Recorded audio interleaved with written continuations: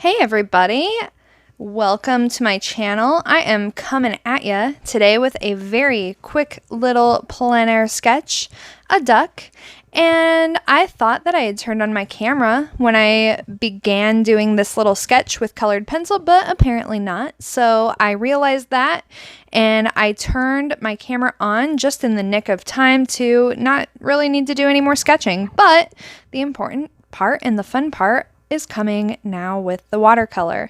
So I'm just sitting at the park with my dogs. They are barking at every other dog that happens to cross their eye path. Is that a thing, an eye path?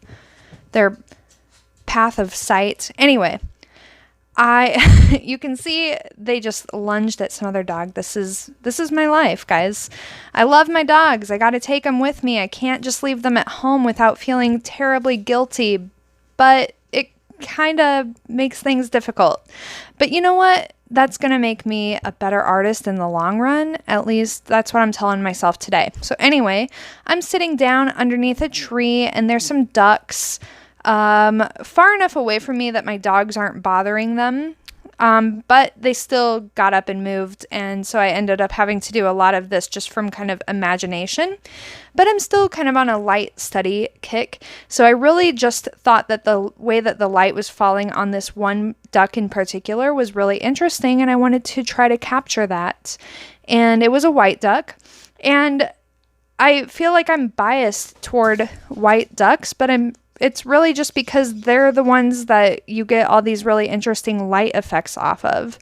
All the other ducks that have darker feathers or different colors on them, they kind of just look the same in all the light, except for those ducks that have the green head. Sometimes when the light hits their green little heads, it's really interesting and iridescent looking.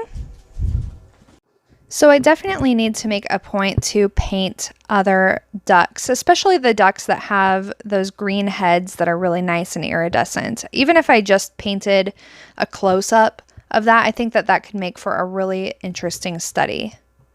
So I finally broke out my phthalo blue. I'm getting beyond my obsession with Payne's gray and using Payne's gray with yellow to kind of mix a more muted green.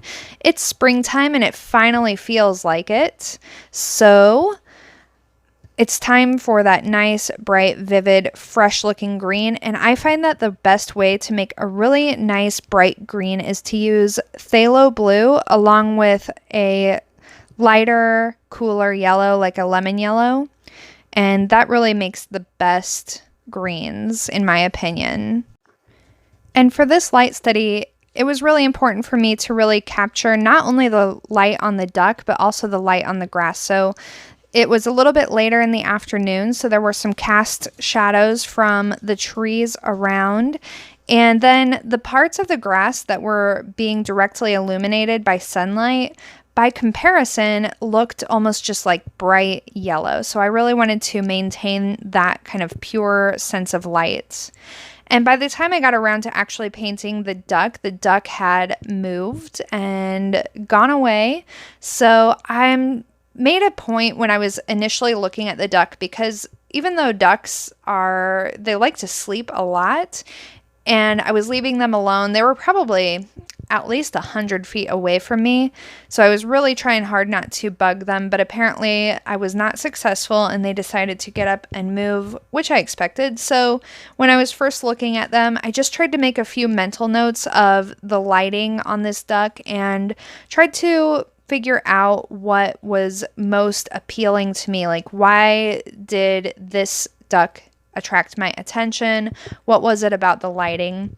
And I think it was mostly this backside of the duck and the way that the tail feathers, some of them that are protruding a little bit more, were catching a lot of light while everything else was more in shadow. So that was the most important thing that I wanted to make sure I could capture. So to get the shadows on this duck, I mixed a really nice muted violet. I think that I used my Payne's gray and Purell red to do that. And I guess I tend to paint white objects in shadow using kind of a muted violet. I think that everyone sees shadows a little bit differently and maybe interprets the color of shadows a little bit differently. And I find that maybe my go-to, and maybe I should try to challenge myself on this, but my go-to for shadows, especially when painting something where the local value is just white, I tend to mix up a very muted violet, and then I represent the contrast with a little bit of yellow. And if I need to neutralize that violet a little bit more, I mix yellow into it. And I feel like this works for me, although I bet that there's other ways to go about this. And then I'm also just adding a few splashes of red. I think I'm on a red kick right now. I'm getting out of my Payne's gray kick and getting into reds a little bit more, and just trying to find ways to incorporate reds, even if I don't literally see them in what I'm observing. And here's my dog Watson coming to let me know it's time to go because he's tired of barking at other dogs. So I just have a couple of things I want to do.